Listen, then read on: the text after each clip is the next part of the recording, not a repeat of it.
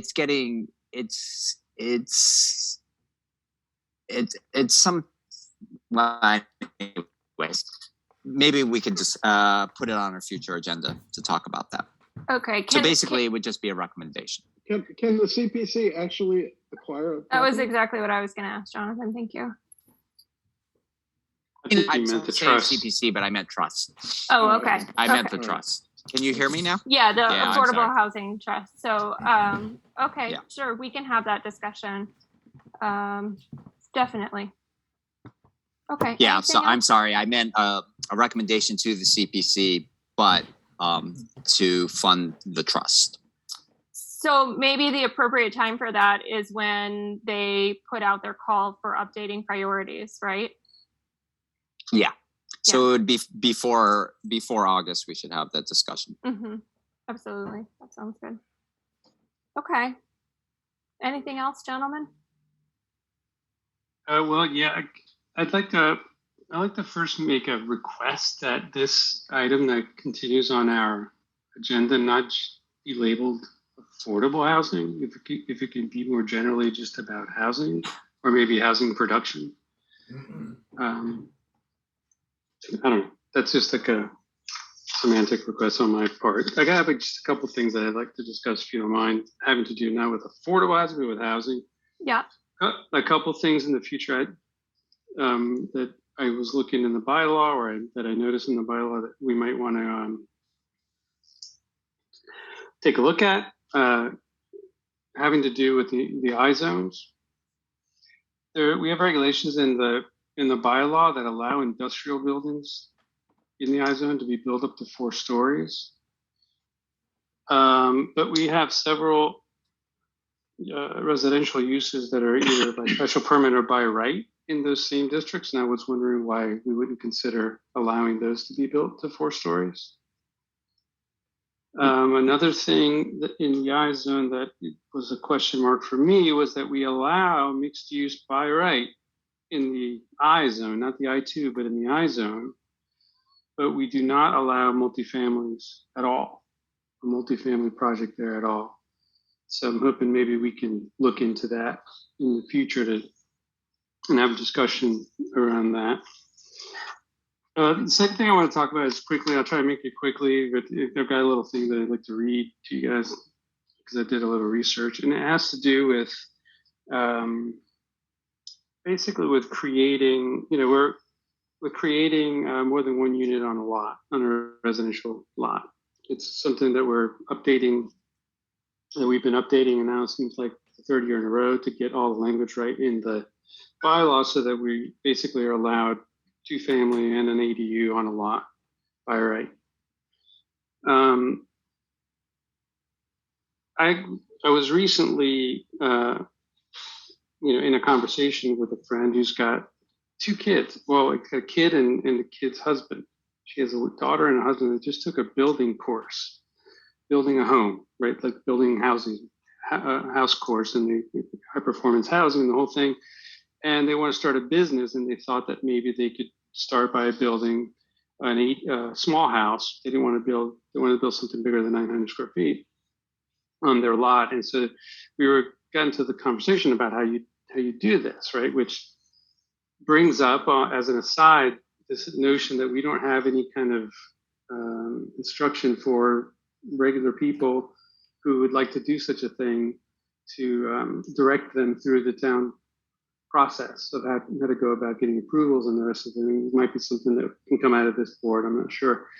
But when I started talking to them about, you want to do this, well, you're going to have to go before the town and present your project, and you're going to probably have to have, hire this engineer, at least 2 engineers, maybe even a lighting consultant, and the rest of the thing. It was like, it didn't make any sense to them. So I started thinking about it, right? And we have, single families are pretty much by right. They're by right everywhere, single family. The 2-family is by right everywhere. And ADUs are by right everywhere. Yet we're dragging people to come and see us for site plan review, which, creates some obstacles for them to do it. And now I'm not talking about big projects here, right? I'm talking about people who want to build on their lots and who want to build kind of like a family compound, or they want to provide a house for their in-law, or they want to provide a house for their recently graduated children, or whatever it is. So just regular people. So I also have a friend who works at the land use attorney's office in Boston, and he sent me some language about site plan review, which I thought was quite interesting, and I'd like to share with you guys and maybe get some of your thoughts. So I'll just read what he sent me. So from a legal standpoint, the site plan review process and the approval that should result from it for as of right uses is supposed to be non-discretionary. The regulation of single family residences in this context represents the nadir of zoning regulation authority because such uses implicate the interests which animate zoning laws to the least degree. This is particularly highlighted by the traditional role of site plan review in the commercial and industrial development context. So traditionally, site plan review was for those bigger projects that really had bigger effect or biggest effects on towns in their residential neighborhoods in particular.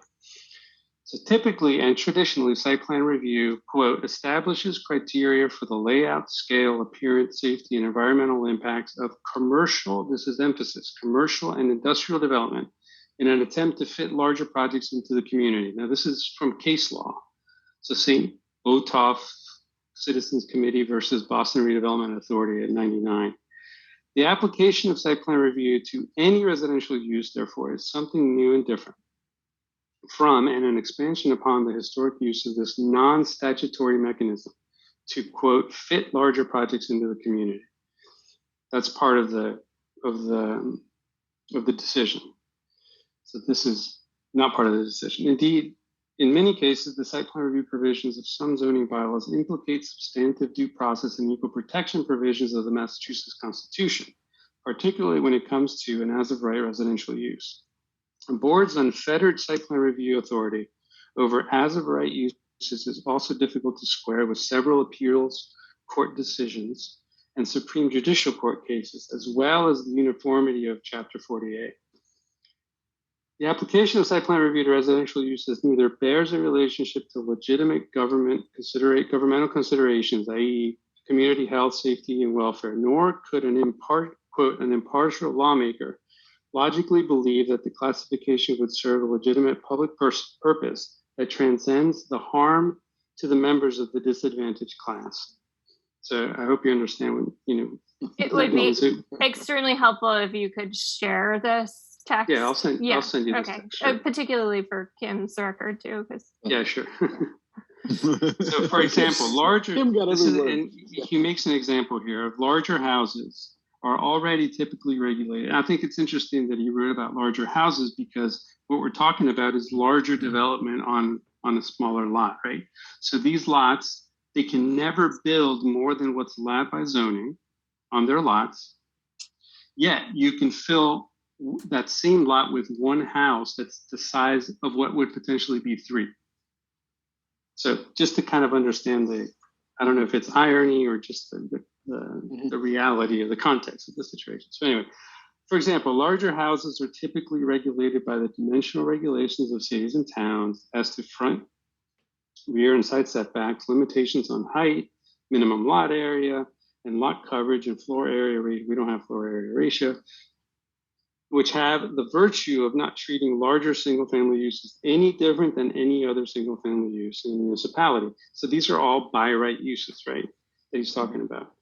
So moreover, many communities make no distinction between site plan review of commercial buildings and residential buildings, which we do not. We treat all of our site plan reviews, they're exactly the same. So in light of the foregoing, it's hard to see how site plan review of an as-of-right use of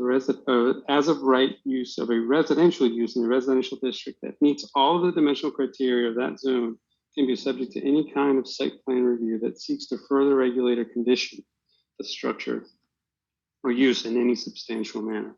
I think you guys know where I'm going here with this. I do. I get a sense that you're going to a place where if it's a residential use, you don't want us to have any say in it. You want it to be as of right. I mean, if it's the type of development that happens on a family plot, for example, not any residential use, multifamily uses. I mean, I think Well, those two- garner You said Type- 2-family and ADUs.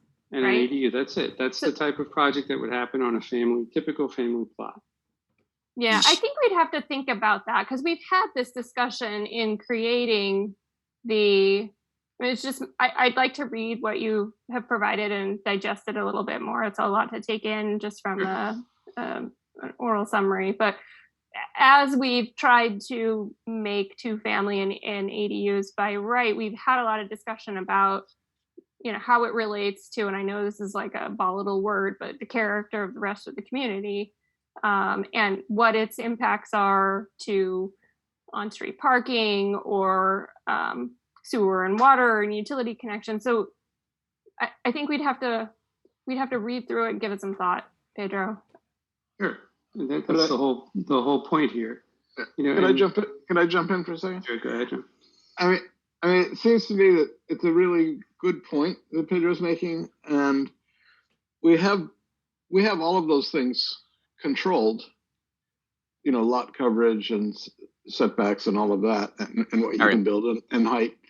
And so what we could say is that put it in Ed May's court, and then if he finds something that's contentious or difficult, then he could send it to us for site plan review.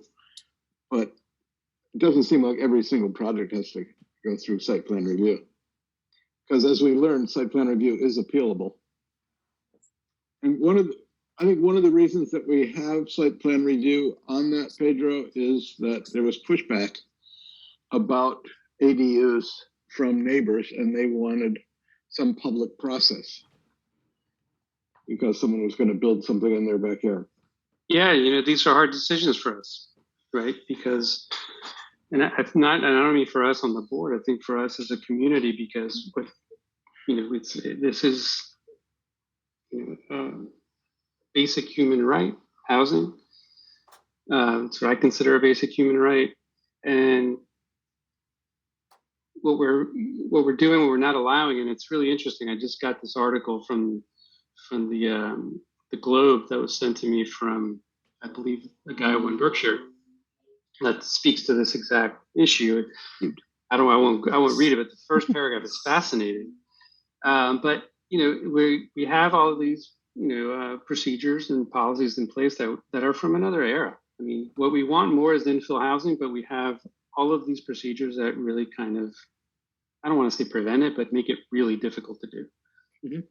I think it might be useful to understand, is it really making it difficult? Because a conversation I've had with lots of members of the public is that we're not the ones building the affordable housing. We're just trying to create opportunity for different types of housing to be created, but we are not the mechanism for actually physically creating that housing, right? No, but we do, but the policy and just the fact, I mean, for people who are not in our business, Brandy, who are not used to development projects, for people who never go to town hall, who never participate in any government whatsoever, who kind of stay away from everything as much as possible, it is absolutely daunting for that person to come before a board in town. Absolutely. There's no question about it. So, and those are a lot of the people who are, I mean, I gave you this was I thought a really unique case, right? The daughter of a friend who wants to establish a business by building basically the home that they would live in on their parents' property was just really reluctant or reticent to the whole process. Really kind of, and I think people are in general for something that seems to be some, it was a way before zoning came into place. It was a way that people build generationally on their lots. I mean, traditionally in this country, they just kept on adding. And I mean, just drive around the Berkshires and see homes that just have additions and additions and more additions, because that's just the way it was back in the day. That's what you did to preserve your family. So it seems like something that's absolutely intuitive, but there's government kind of gets in the way. Or I don't want to say intrudes, but it just gets involved in the process, and I think a lot of people find that unfair. Jeremy, you've got your hand up. I had muted you because you were swatting that bee or whatever is. Yeah, bugging you. it's a carpenter bee. The dog's going crazy about it too. But so actually, this brings up something that like I was half asleep when I got asked the question. You know, how was my experience in taking that program with Bridge earlier? I guess, well, last year, and so this brings up one of those things. You know, it's not just financial. That's one of the hindrances for people like doing anything. And so like what Pedro was describing, and you know, and the whole experience seemed very daunting. That's one of the things where people that don't have privilege, you know, these things can be real impediments into, you know, undertaking something like this. And so and Pedro did mention it in when he was talking about saying in disadvantaged. I can't remember exactly what you said, Pedro, but you mentioned I don't know. Anyway, and so yeah, I mean, I think it's definitely something to consider. What Pedro's talking about, and also viewing it from the lens as viewing it from the lens of equity. I mean, before we have like real, before, you know, and this won't ever be the case, but that we have people that are really empowered, you know, and where, well, anyways, sorry. Yeah, I mean, I think this would be a really good discussion, and I think, and it goes to something that Pedro had brought up before. I mean, housing. If we really want housing to get built, you know, since of course we can't build it, and the town seems not that interested in building it.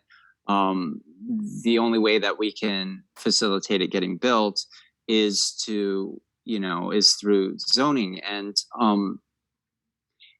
I think we should consider all facets of our population, because generally it's the part of the population that's going to be developing housing is just one segment of the population. And, you know, if we can make things more open and more approachable and easier to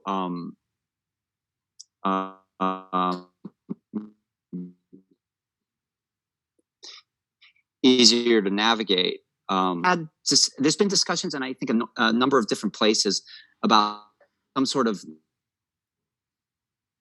town hall to help make, you know, any sort of housing, or I guess any development easier. But most of the places I was hearing this conversation, it was around housing, to help to walk people through it. But in terms of what we're able to present to town meeting, I think, you know, something like this is really, I mean, it's really appealing to me, because yeah, this kind of family plot idea is super, like, just out of the realm of reason for so many people.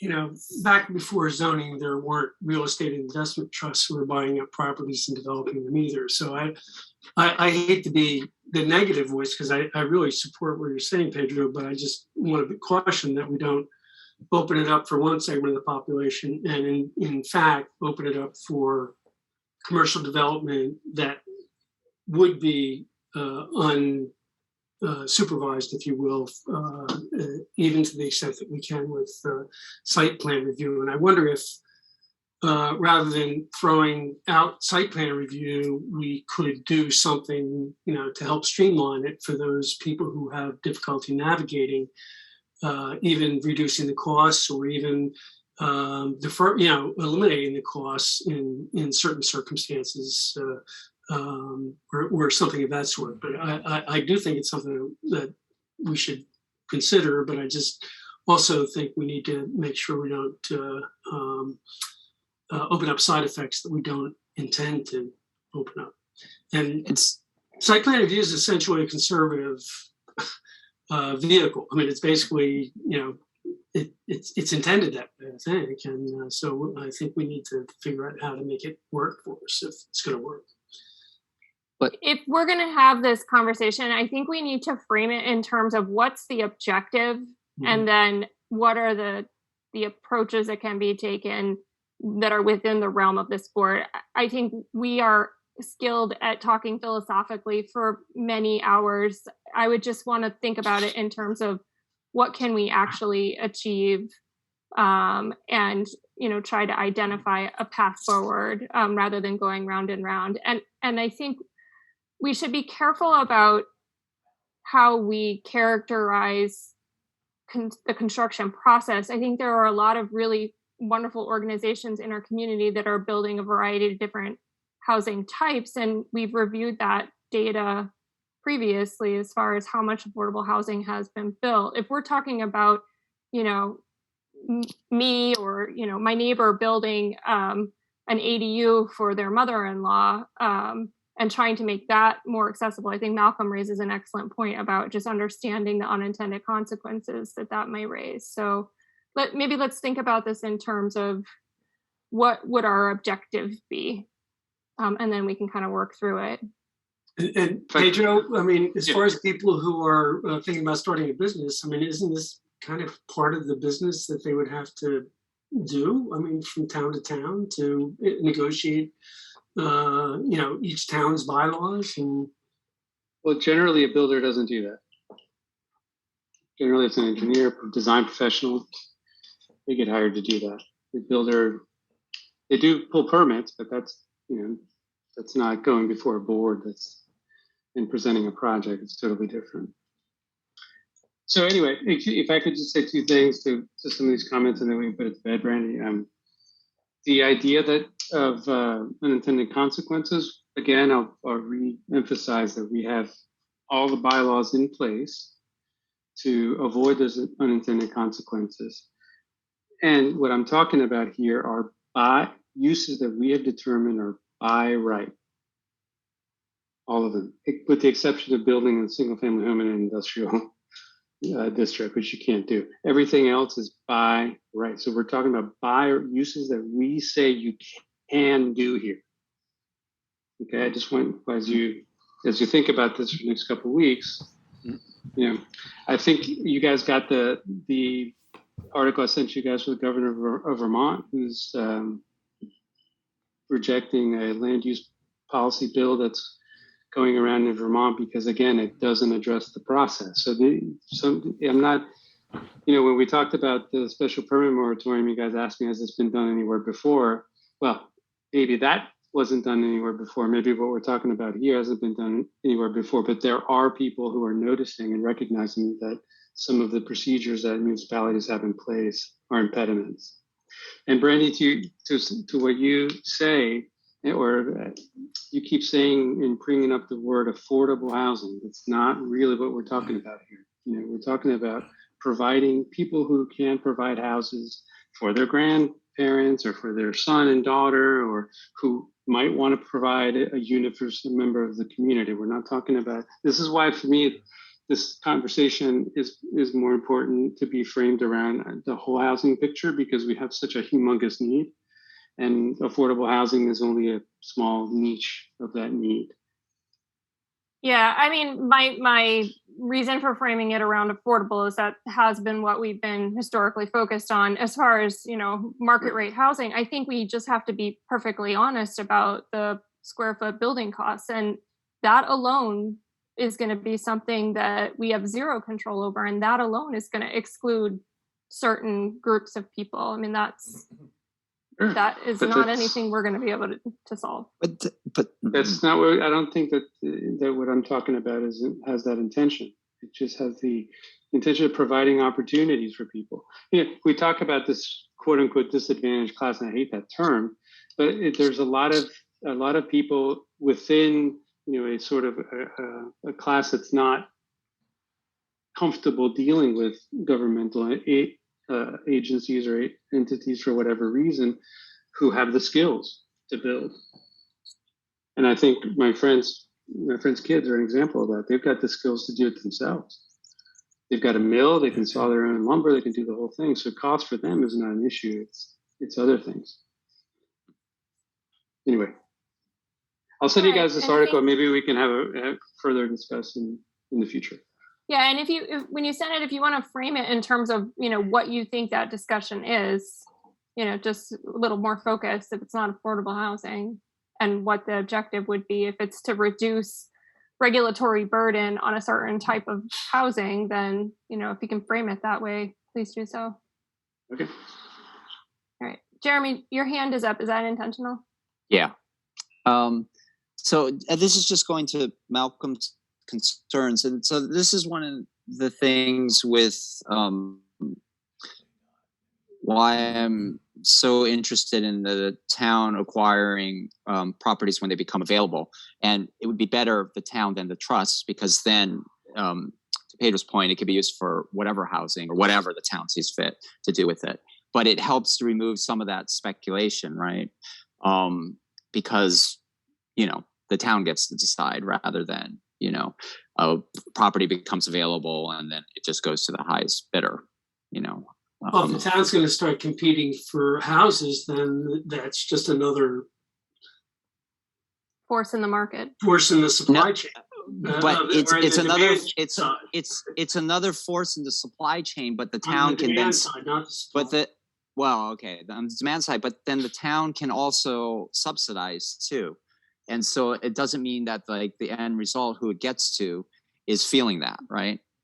Yeah, I mean, in terms of affordable housing, I mean, I like to think of it as actually making housing affordable, which encompasses all housing that people need to reside in. It has to be affordable, and I think, Brandy, we can only do so much in terms of reducing the cost of regulations. I think you're right, Jeremy. In a onesie-twosie basis, the town could buy properties that are expensive now to buy, but in the end, the just cost of building is going to be as big an impediment as anything. But that doesn't say we can't try to do our job better. But there are a lot of forces outside of what we're doing that are affecting whether housing can be affordable or not. Again, Brand, if you let me to just emphasize that this is really not just about affordable housing. It's about, we have a need across the board. I understand. Well, I think it seems like it keeps coming back to affordable housing. We have stressed for a long time that the focus of this board is to make a variety of housing opportunities available to a variety of different people. We had decided some months ago to put a standing affordable housing item on. We can broadly discuss housing issues in general, but I'd like to do that in, with objectives in mind, not just like event session every time we have a board meeting. So let's target our communication on this a little bit. Could but we Pedro, also can I make a suggestion that perhaps to move this item forward, if we have something to discuss at the next meeting, and we want to make any specific proposals under that affordable or housing thing, we should do that. We should send these things to Brandy, so when we sit here, we have something that is on the agenda specific to discuss. Yeah, and I do get communications like that from time to time, and those items are popping up. So I think, we've been focused the last few months just getting through basic, application load that has come to the board, and then getting things ready for town meeting. So, like I had said before, I think if we can focus on this right after town meeting and kind of get our priorities put together, that will help us be able to take some actionable items into the fall.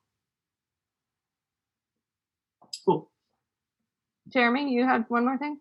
No, it was just to Pedro. I mean, I think when Malcolm was framing it as making housing affordable to all, which I think maybe the context is just, people not spending more than 30% of their net income. So not just affordable housing, but even market rate housing has to be affordable.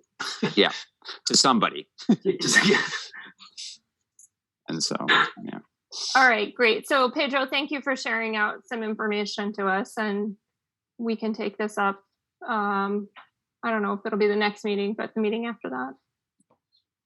right. Okay, board and subcommittee updates, issues or concern. Malcolm, do you have any? No. Jonathan, do you have any? Who's going to present at town meeting? That is going to be part of the town planner's report, which is the next item on the agenda. Okay. Jeremy? No, we meet next week Tuesday for the CPC. Okay. Pedro? No, I sent you guys. I think I sent you guys a link that I received from. It was in that. What's the name of that? The Higher Ground or whatever it's called. The newsletter that PRPC sends out. There's a link in there to. Common ground. Yeah.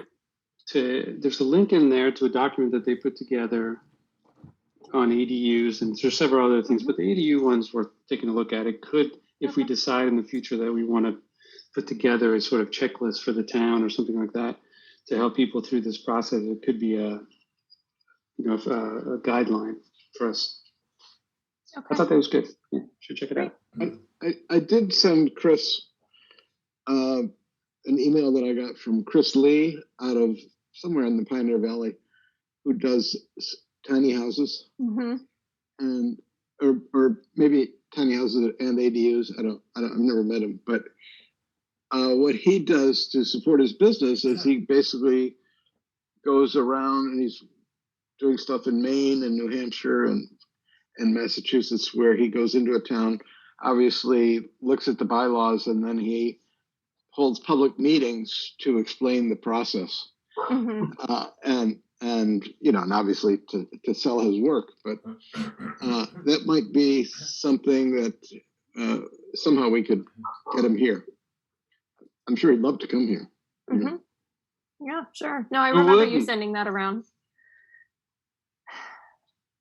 Okay. Nothing on my end. Lake Mansfield design is proceeding, and Chris is doing an amazing job seeking grant funding so we can actually build the improvements. So Chris, is your connection good enough that you can do your town planners report, or do we want to look at the draft planning board report to town meeting? And I've got it on my screen so I can Sure. You should be able to share it. share. Let's see here. It says I can, so let me try. Okay. Yeah, everybody should have received the Word document that I sent around the other day. This is the draft report to town meeting covering the 3 recommended zoning amendments. They're pretty basic. Do you want me to run through them real quick? Sure. Or, if people have Well, if people are on the phone, they may not be able to see this. I will just talk through them. So Article 22 are the amendments to amend the floodplain overlay district regulations and definitions. This is the warrant item to bring our floodplain regulations consistent with the National Flood Insurance Program. Yep. Chris, did you want to add anything else? Perfectly said. And then are these the actual article numbers, Chris? So, They are. Okay, so Article 22, then Article 23 to amend the accessory dwelling unit regulations. This allows the current methodology of measuring the square footage to be net usable square feet instead of gross square feet, which is more consistent with other portions of our bylaw. And then Article 24 to amend certain regulations relative to 2-family residential use. This is the one, I can't remember, Jonathan, was it you who discovered that we had this sort of contradiction that didn't actually allow a 2-family?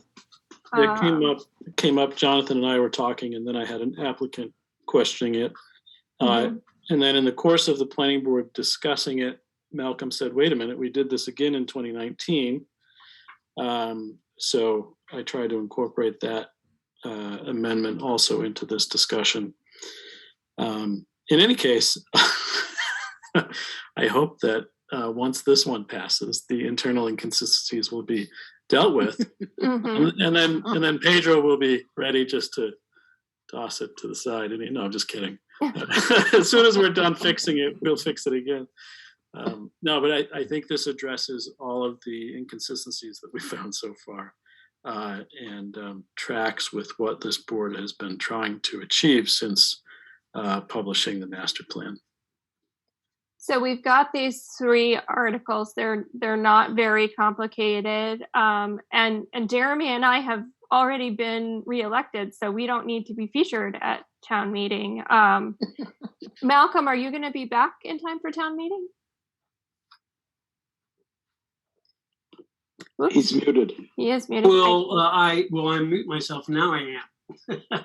I'm flying back on Saturday before town meeting. Okay. All right. So does anyone want to volunteer to take any particular warrant article 22? I that one like rings Jonathan to me, but I think 23 rings Jonathan. 23 rings Jonathan. So I'll be happy to do 22. I have to run for next year. So. Okay, so Malcolm will do 22. Pedro, you want to do 23? Sure, I'll do 24. I nominate Jonathan to do 23. Okay, all right, there we go. Did you get that, Kim? She's nodding. That's okay. All right, great. I can't see her now that I'm sharing screen. So, okay, Chris, I lost my agenda when I shared screen, so let me stop sharing. Citizen speak, I think. Citizen speak. So Chris, was there anything else? It says discuss outreach presentations and other information for town meeting. Was there any other item you wanted to cover? Can you hear me now? Sorry. Yes, we can hear you. I keep going in and out. So we covered who was going to present what, and then all of you will be ready to defend the recording secretary's salary line. Of course we will. Comes up again. If it comes up again, I think we should amend it if it comes up again. Excellent. If someone wants to go down, we should go up whatever they want to go down. I'll type the Yeah, please the just have amendment. your I'll type it out. amendments written down so that we can get them to Michael very quickly. So we'll let the other person determine what it's going to be. So we'll put that out there in the public record now. So if they say, down whatever, we're going to go up whatever. That's right. The only other thing I want to let you know is the engineers working for the Affordable Housing Trust and Habitat for Humanity will have been developing the schematic plans and layouts for the North Plain Road housing site. And Habitat and the Housing Trust will discuss those and show those at their meeting on Next week, Wednesday. Next week, Wednesday. Yeah. So Okay. after that, depending on what sort of revisions are needed after that meeting and after Habitat goes through a series of community meetings up in Housatonic, which may or may not be by Zoom. I don't know. We'll see how the COVID numbers are going or what kind of spaces they can get for, sort of in-person community meetings. In any case, after that series of meetings and possible revisions, they'll be ready to come to the planning board, probably through the PURD development process. So maybe mid to late June. So, Okay. All right. Good to know. So what is our role in the PURD at this point? I think there's a preliminary land development plan or something like that. It has to do with the subdivision road. Okay. I believe so. And So they're gonna have to, thanks to Fred Clark, they're gonna have to come to us and go to the select board instead of just having everything under one roof. I may have that. Yeah, I think that is true that they have to go to 2 boards, but in any case, we hope to be back in about a month or so. We'll see. Okay. Great. Thank you. Mm-hmm. All Do right, we- Chris. Oh, go ahead, Jeremy. Do we know anything about town meeting, where it's going to take place? I mean, Yes. inside, Parking outside? June 6th outside at the park. So it is going to be parking lot for sure? Bring your Yep. picnic basket, And Or your umbrella. flashlights. your umbrella, your flashlight, your bug spray, layers, and I'm also snacks. typing up an amendment to move the STR discussion to the front, right after all the town finances. Ooh. Bring Ooh. your hammocks and your cots, as well as all the other stuff. Could you put our zoning amendments before the SDR discussion? Yeah, sure. No. All right, we have 3 patient attendees who have sat through a lot of procedural items tonight, so thank you all. Does anyone have anything to say for Citizen Speak? Or want to come forward Please as raise your an hand. associate member? It's true, we are always looking for associate members. All right, I guess seeing no hands raised, we will adjourn the meeting at 6:52. Thank you, everyone. Great. Thank you. Good Have job. a good evening. Thank you. Good job, Thank Madam you. Chair. Bye, guys.